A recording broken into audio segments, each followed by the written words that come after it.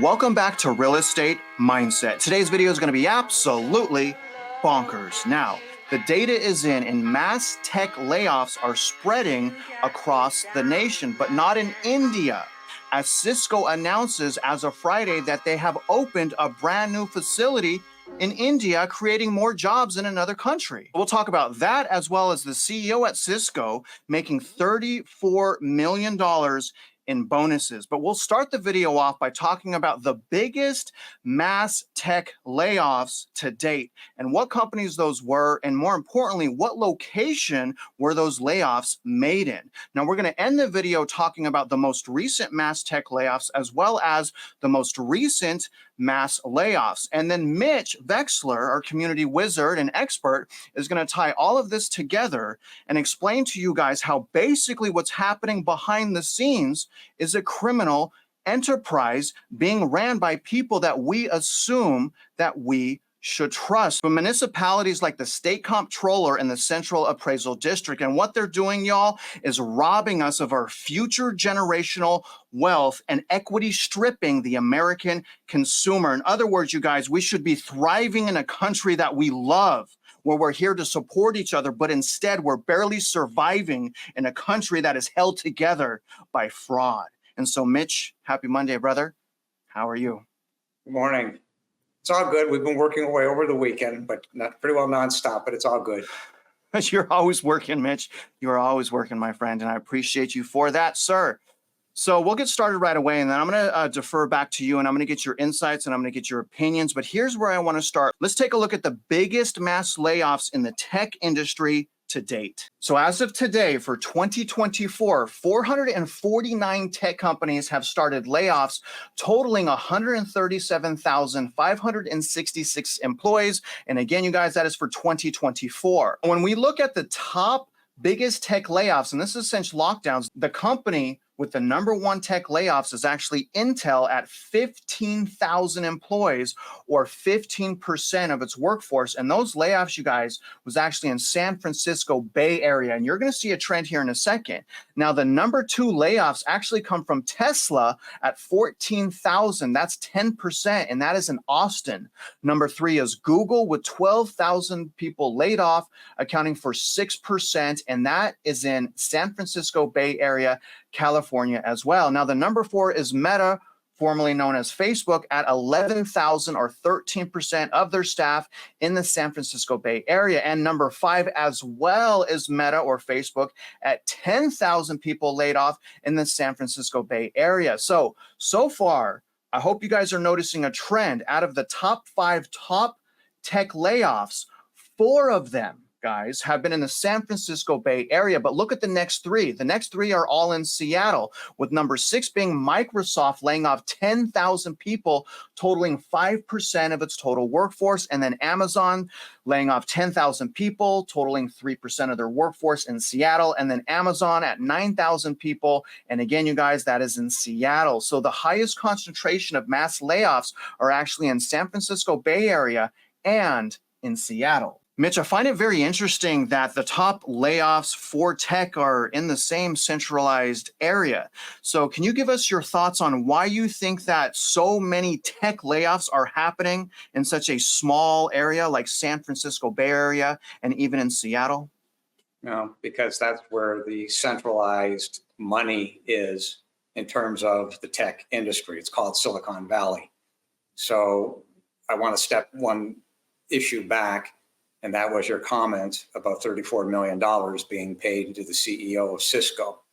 Everything that you just said, we have actually gone over in the past, and you're bringing it forward now, in that these CEOs are reactive to a situation. They're not showing leadership.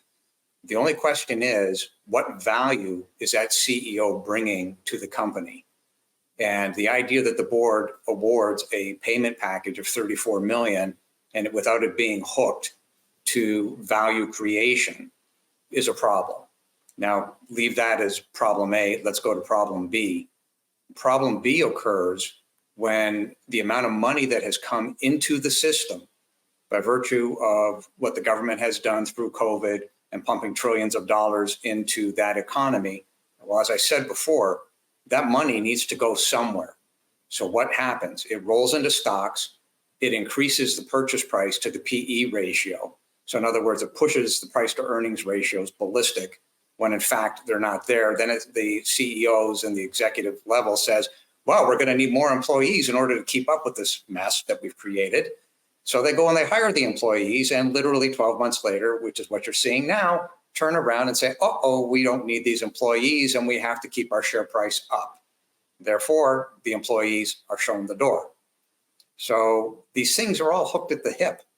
When you inject fraud into the system, which is what you have seen coming from the US government, the ramifications are now starting to show up with employees being fired. Mitch, is it fair to say that the San Francisco Bay Area is the epicenter for CEO government bailout welfare? I mean, is that where you go as a CEO to rip off the taxpayer to pay yourself?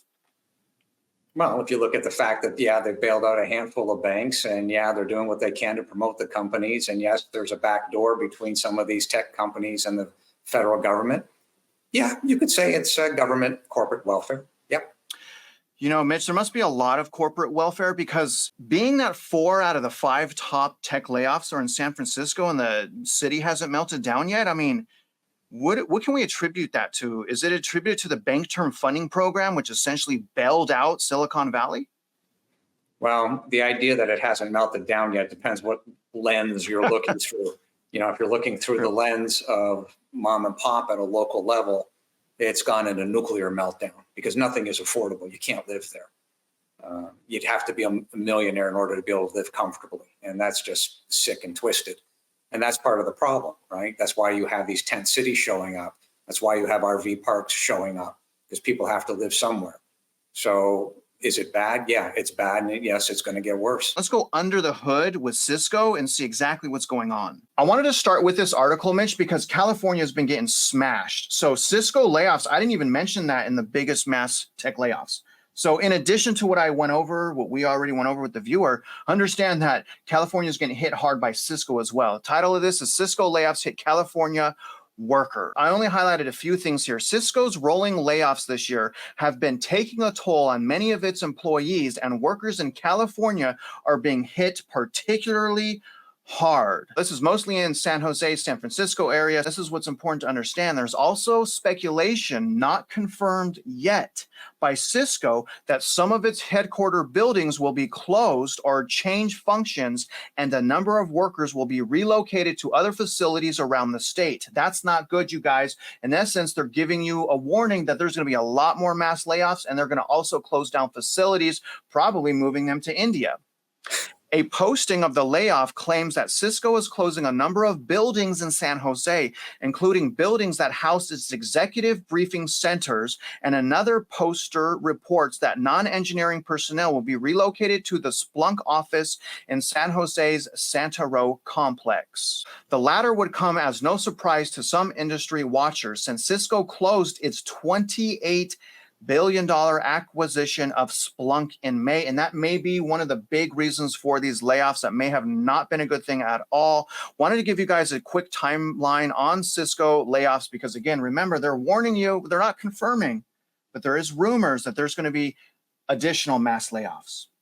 In August of this year, Cisco said it would slice 7% of its global workforce and reconfigure its networking, security, and collaboration business units as part of a restructuring that will result in a $1 billion pre-tax change to its earnings, which is going to result to about 6,000 people losing their jobs. Now, 6 months before that, in February, Cisco also announced 4,200 job cuts in a move that cost the company an estimated $800 million in pre-tax charges. Cisco is trying to move more quickly into 3 core areas: AI networking, which is, can we change the terminology AI yet?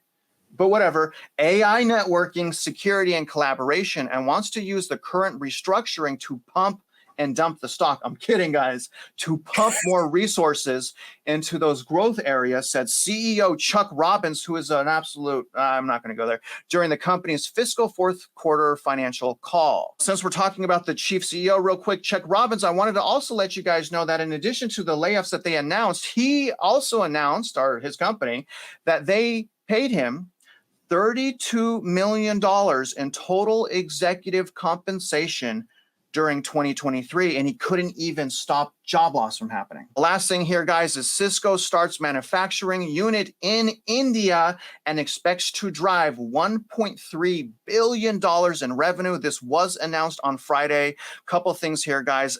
Networking company Cisco on Friday integrated its first manufacturing facility in India. Do you guys see what's coming? That's the point I'm trying to make here. The facility, which will produce a range of Cisco's routing and switching products. With this strategic investment, Cisco aims to drive over $1.3 billion in revenue, broadening its supply chain. The facility is also expected to create 1,200 jobs in the state. These are 1,200 jobs that are not American jobs. These are jobs that are going to India. This expansion not only deepens our presence in India, but also strengthens our partnerships with customers, partners, and the government. I want to talk about whether or not you think that there's going to be more layoffs as a result of companies moving to overseas. So I want to talk about that. But first, I want to get your opinion on CEOs making $34 million in bonuses as they lay off tens of thousands of people. Isn't that wrong? Well, you made a Freudian slip when you mentioned pump and dump, but that was the truth. And what you're looking in that piece is a lot of pump and dump. And the CEO has been unable, for whatever the reasons are, he's been unable to smooth out the quarterly earnings. And therein lies a real big problem. So what you're seeing with there's so many things that are wrong with that article. You could simply say it's being put together for purposes of keeping the share price moving forward. The problem is the volatility of what's going on inside of the company is absolutely massive. And if they can't control the quarterly earnings because the price to earnings ratio is inflated / hyperinflated, call it whatever you want, and on one hand, and then they turn around and say, well, but we're partnering with the government and the government is authorizing employees to be terminated in favor of going to India. I'm not so sure that any of this works. And the end result is pump and dump. And Cisco has got a lot of things on its plate. It does what it does with routers. But the second somebody mentions AI, that's part of the pump and dump. So your Freudian slip, although unintentional, is extremely true. Maybe I did it on purpose. Yeah, I know. Okay, all right, fair enough. But don't you, Mitch, I guess the point is like, when, especially talking to you, you've helped open my eyes, but when I go back and I look at all these bailout packages, it seems like half of the bailouts go towards CEO bonuses. We see that in TARP. We saw that in Twist. In some cases, billions of dollars of taxpayer money is being reallocated to CEO bonuses. This CEO could have taken that $34 million and saved 340 employees if they made $100,000 a year. It just seems like it's ridiculous. But my other question is do you think that there's going to be more push from these companies, whether it's in tech or not, to go overseas? Maybe they view overseas as more favorable, maybe better taxes, property taxes, sales taxes. But do you think more layoffs are going to come specifically from these factories, companies, facilities going overseas to places like India and China? Yes. And that doesn't mean they won't run into problems, right? Because you have cultural issues between these countries. And you can say, well, I'm going to go hire an engineer in India to do a certain task. They may not be capable. You may be asking them to do something that is not generally accepted in their country. So that becomes a problem. Now, Cisco would say, okay, fine, but we're going to go build a plant and we're going to do X, X, and X. But the reality of it is you can't be saying that you're getting benefits from the U.S. government on the back of the U.S. taxpayer to export jobs to India, China, Bangladesh, call it whatever you want. The corporate welfare should not be connected to your ability to do that. In fact, it should be stopped immediately. And I want to take that up one step further. So there's a book that I have, and I've got a whole library full of them, but it's called Security Analysis. And it was written by Graham and Dodd. Graham, I believe, was a professor for Warren Buffett. And what you will see when you read that book, and it's a monster book. I mean, it's something most people wouldn't read. But the reality of that is when you start understanding how the math flows all the way through the balance sheet and an income statement, and you see lines where corporate pay, be it the board pay or the CEO pay or whatever it happens to be, is hyperinflated when share value isn't being generated, well, that prohibits on a quarterly basis the income, which is what you as a shareholder would want to see. You want to see that income generally climbing and being smoothed out. Well, you can't be smoothed out when you're seeing all these employees being fired. You can't be smoothed out when you see huge pay packages. And then you have to wonder how much of that pay package belongs in the pockets of the shareholders who are keeping the company afloat. So all these things, again, are connected. And so let's transition to our last segment. And for the viewers, be patient with us. I'm going to show you guys the most recent mass tech layoffs, as well as the most recent mass layoffs. And then we're going to talk to Mitch about tying all of this together. So starting with a couple of the most recent layoffs that we haven't even covered yet that happened this month. Remember, you guys, IBM is quietly axing thousands of jobs, and they're trying to do that quietly. Now, in addition to that, this was on Friday, Activision Blizzard to lay off hundreds of people in Irvine and Santa Monica. This headline was a little bit alarming, Mitch. Cancer-focused biotech notable labs lays off 65% of workforce. Etsy-owned Reverb quietly undertakes layoffs impacting marketing, design, support, and more. Security compliance unicorn Drata lays off 9% of its workforce. And again, you guys, this was as of Thursday. When I accessed the most recent WARN reports for federal mass layoffs, I also wanted to show you guys that the 3 most recent layoffs are actually all in Utah, Salt Lake City. And the interesting thing is they've actually given these notices before today's date. I don't understand that, Mitch. That's very interesting. But what's also interesting is these layoffs here seem to be unrelated. In other words, you guys, these are in different companies. So I'm wondering why the sudden surge of layoffs in Salt Lake City. So let's go over a few of these companies, starting with Blue Raven, Purple Innovation, and StubHub. And again, Blue Raven laying off 766 workers. That is the largest layoffs in several years in Utah. And then Purple Innovation laying off 328. That's the Purple mattress, Mitch. I don't know if you remember that. And then StubHub, I don't even know how they're still around, laying off 297. Here's Blue Raven Solar. It's actually a solar company. The solar systems right now, Mitch, are absolutely ridiculously discounted. So I bought myself some solar and I'm trying to save on my electric bill, which is through the roof. Nevertheless, here's StubHub, just in case you guys forgot. One of the problems with StubHub and a result of their layoffs may be because the Attorney General, Bonita, announces a settlement with StubHub over ticket refunds during the lockdowns. Don't forget Purple Innovations. This is that Purple mattress. Do you guys remember that?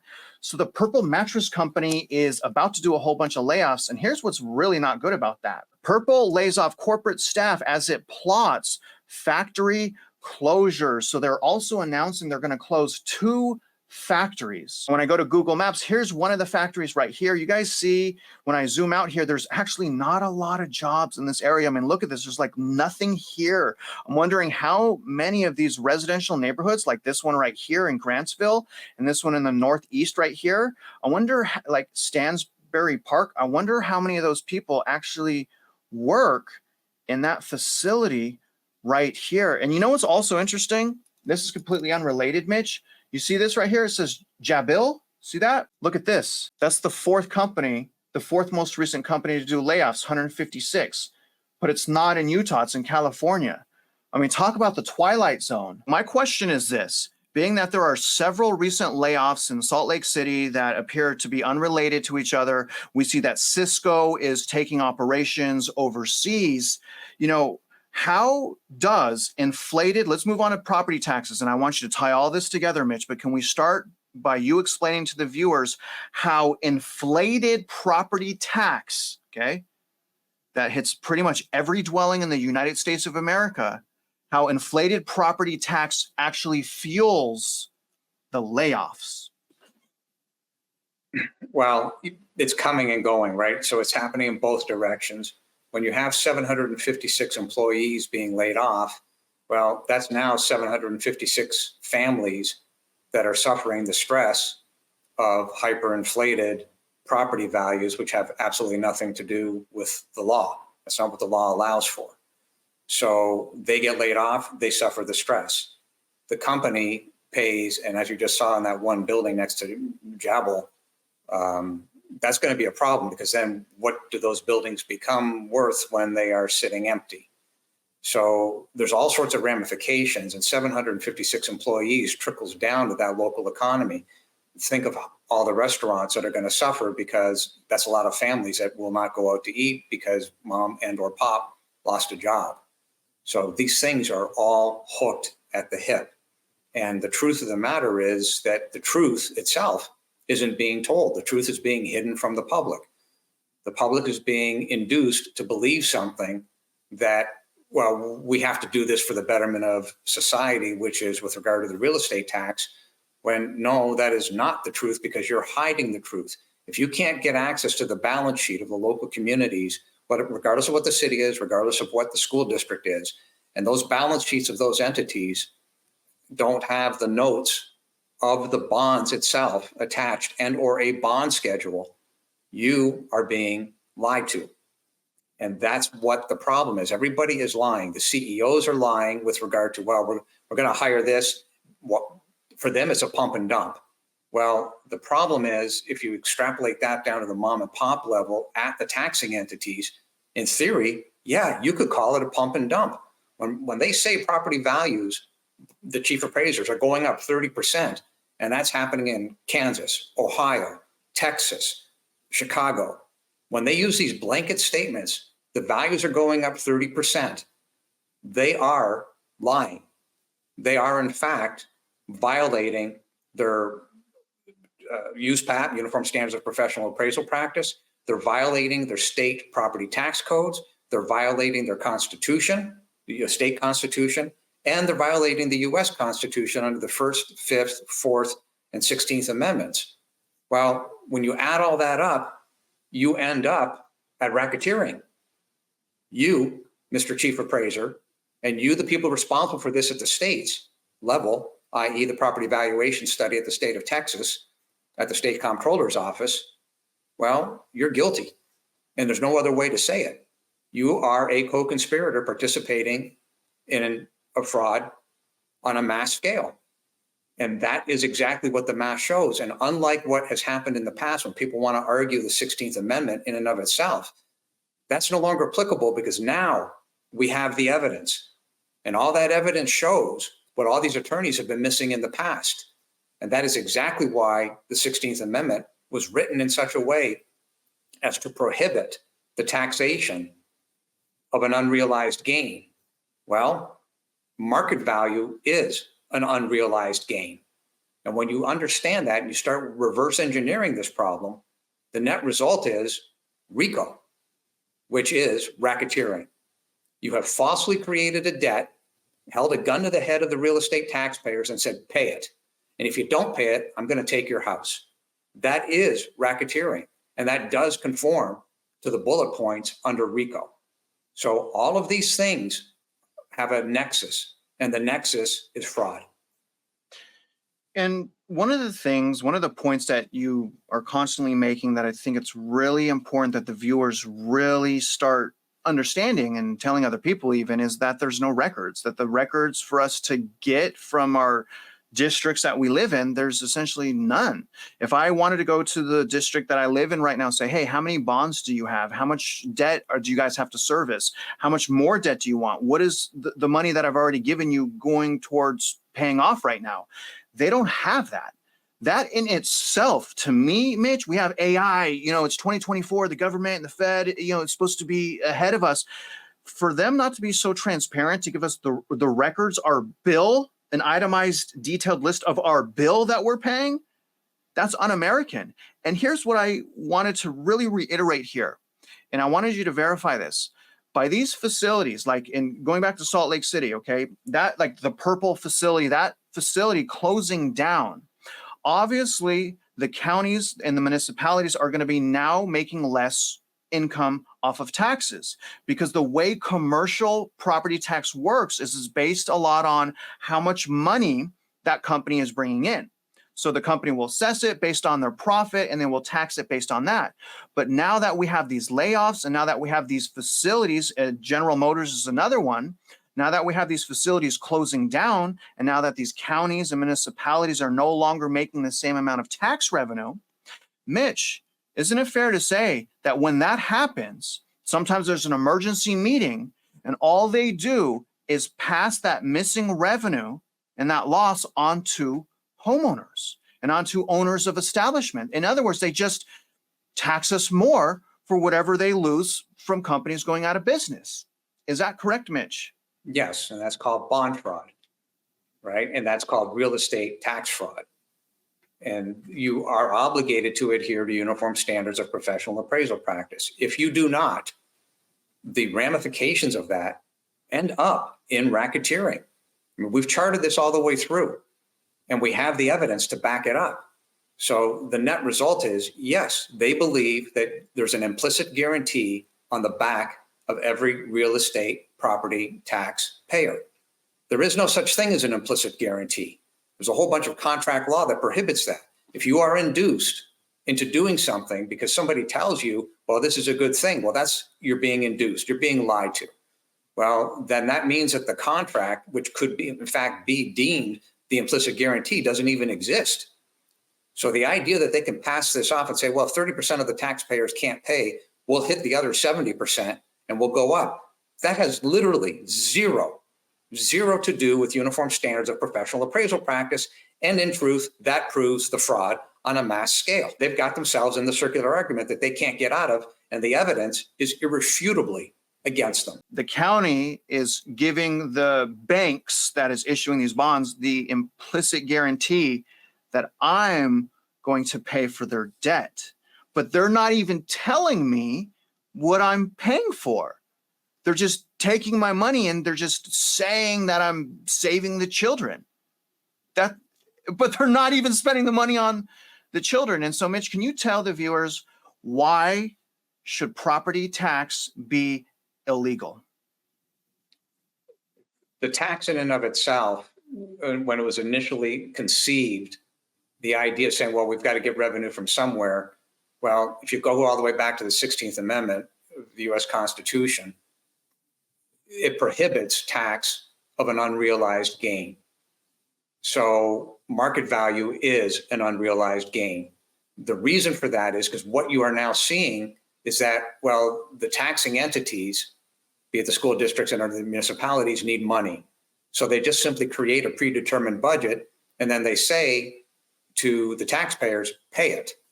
It's based on a predetermined budget. It literally has nothing to do with uniform standards of professional appraisal practice, which is required in law. It is required in the state's property tax code. It is required under the Constitution of the vast majority of the states in the form of uniform and equal. Even California has the Board of Equalization. Here in Texas, you have uniform and equal. So these things, generally speaking, are within 98% accurate, be it the laws of each state. The problem is that the laws in and of themselves, as on the books, are completely being ignored in favor of a predetermined budget that has nothing to do with the laws. There is nothing in USPAP that says, go and get a predetermined budget and we'll make our valuation based on that. It's just the opposite, right? USPAP says that it's to be objective. When you say, here's a predetermined budget, that is subjective. When you jack values up 30, 50, 60, 100, 200, 300, 400%, that is subjective because there is zero math to back up that valuation. There is no standard deviation to back up that valuation. Their actions are purely illegal. They're, taxing us out of being an owner. They're taxing us out of our businesses. I mean, they're taxing us to death. And isn't it fair to say that they need the unrealized gain on tax? There's nothing else to tax, right? There's nothing else to tax. They need this ridiculous, tax on unrealized gains just to service the federal and county debt. And can we take this, sir, as an opportunity to throw this chart up.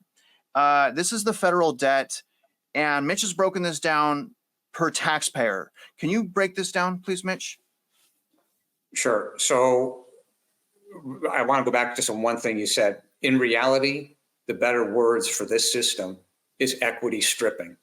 They're literally stripping the equity you would have in your house or in your commercial property and using it for nefarious purposes, which is to support the bonds, the debt that they have fraudulently created.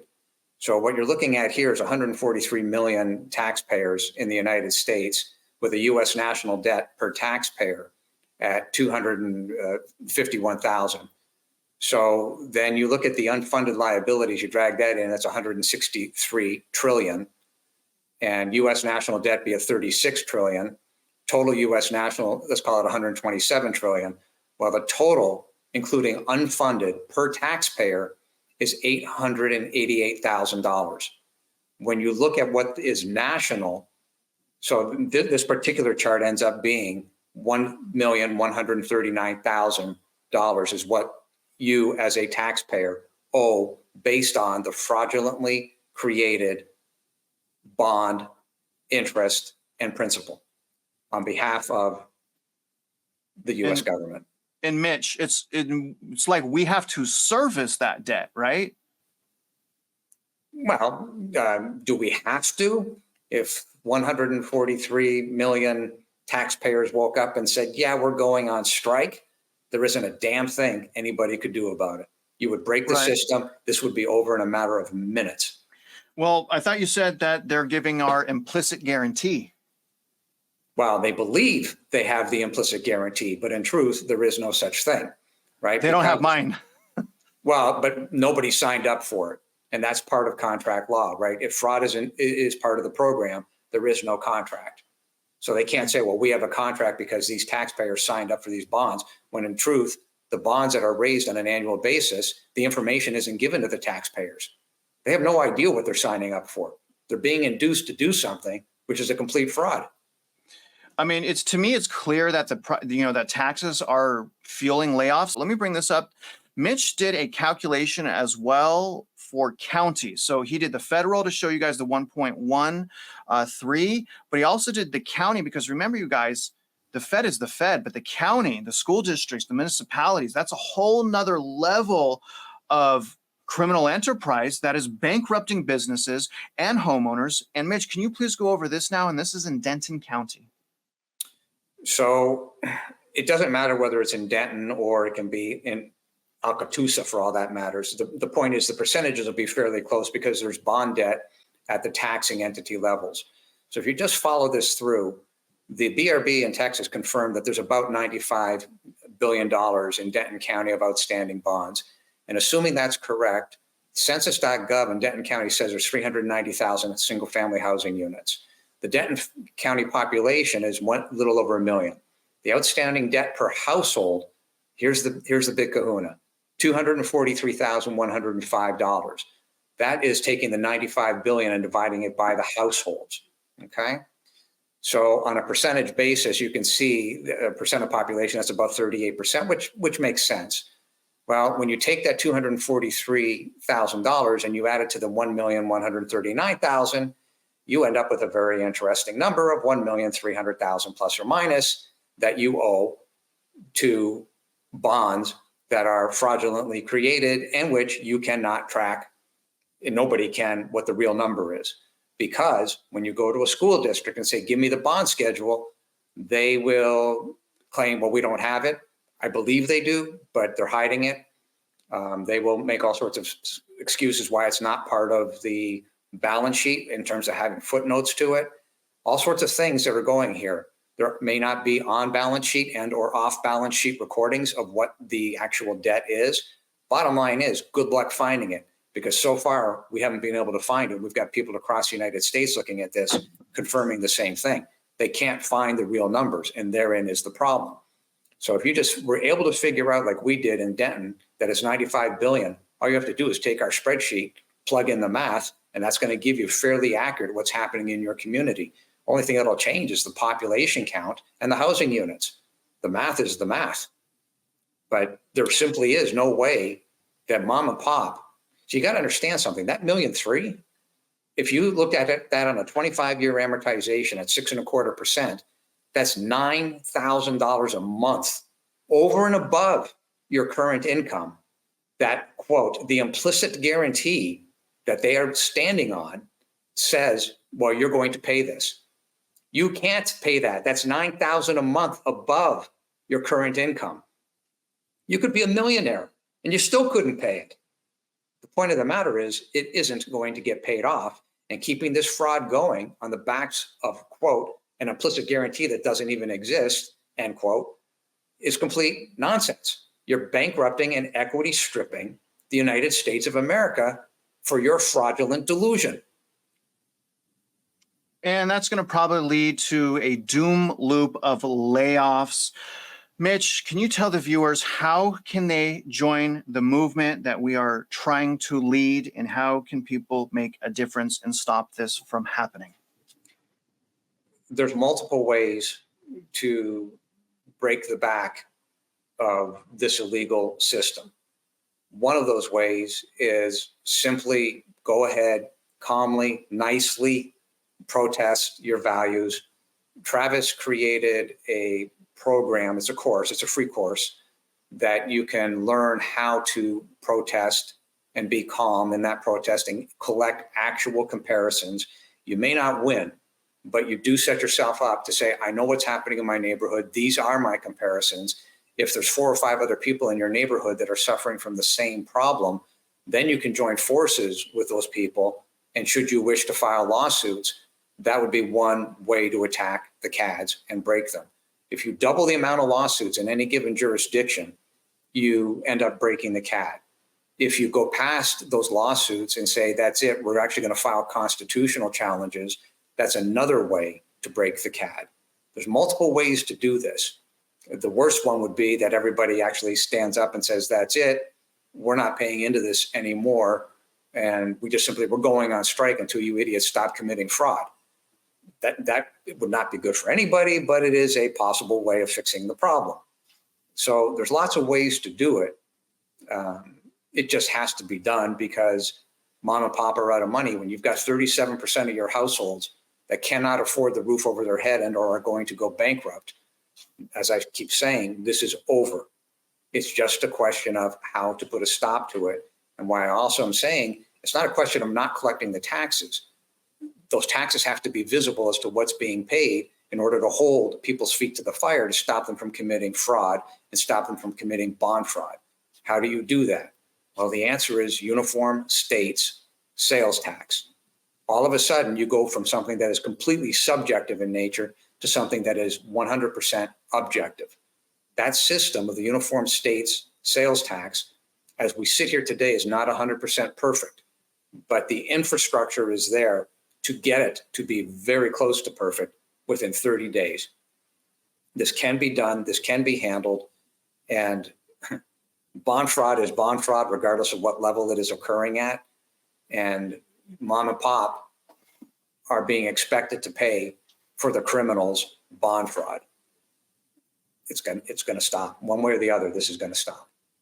Well, I mean, meanwhile, Mitch, the Federal Reserve is forcing mom and pop to get laid off or to close down their business, in addition to the overwhelming unaffordability. So we're getting hit, we're getting hit by both ends. And so I want to encourage you guys that if you learned anything, that if you did take that course, and it is free, people are like, oh, you're charging course, you grifter. I'm like, you guys, I made this for free. It hurt me. I did it when I was sick. I'm putting my heart and my soul. And if you guys got any help at all from this video or from the links in the description, please do me a favor for doing all of this for free. Help 3 people. That's my challenge to you. Help 3 people, and help 3 people in your subdivision, especially if you're a homeowner, even if you're a renter, because if you help 3 people in your subdivision, then the entire subdivision gets to save. Listen to what I'm saying, you guys. And also don't forget, I have all of Mitch Vexler's contact information in the description. I have today's data links will be in the description as well. We'll have these charts for you guys to access. And other than that, I'm going to get him out of here. Mitch, happy Monday. Anything you want to say before we go, sir? Yeah, one other thing. Push these videos forward. You have to realize this is a nonpartisan issue. Fraud affects every single property owner in the United States. And as far as we can tell now, Canada and all the way into New Zealand.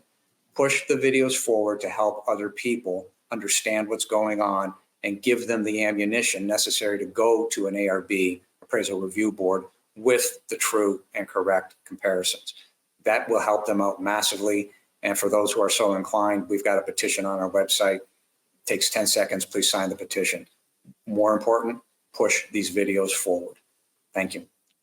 Outstanding. All right, guys, you heard Mitch. Now, other than that, if you guys are out there living your life or investing in real estate, you guys already know we wish you luck and we hope you win.